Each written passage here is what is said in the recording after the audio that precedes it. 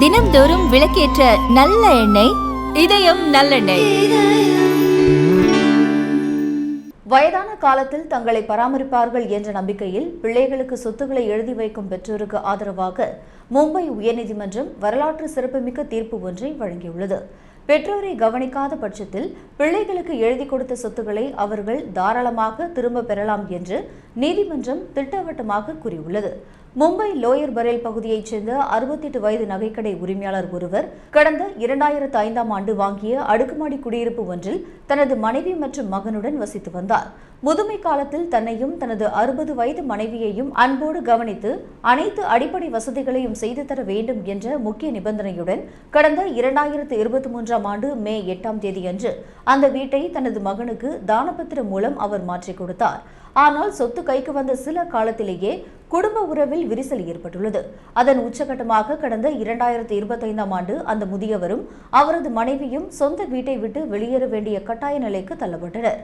மகன் தங்களை கைவிட்டதால் அதிர்ச்சியடைந்த பெற்றோர் மற்றும் மூத்த குடிமக்கள் பராமரிப்பு மற்றும் நலச்சட்டம் 2007 கீழ் செயல்படும் சிறப்பு தீர்ப்பாயத்தை அணுகி முறையிட்டனர்.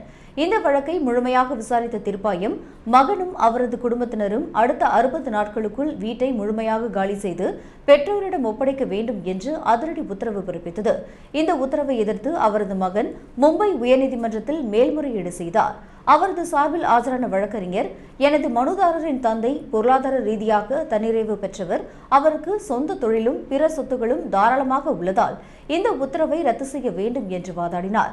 ஆனால் இந்த வாதத்தை ஏற்க மறுத்த உயர்நீதிமன்ற நீதிபதிகள் முதியோர் நலச்சட்டத்தின் 23வது பிரிவின்படி பெற்றோரின் அடிப்படை தேவைகளை பூர்த்தி செய்ய வேண்டும் என்ற நிபந்தனையுடன் சொத்து மாற்றம் செய்யப்பட்டு அந்த நிபந்தனையை சொத்தை பெற்றுக்கொண்டவர் நிறைவேற்ற தவறினால் அந்த சொத்து மாற்றத்தையே செல்லாததாக அறிவிக்க சட்டத்தில் இடமுண்டு என்று தெரிவித்தனர்.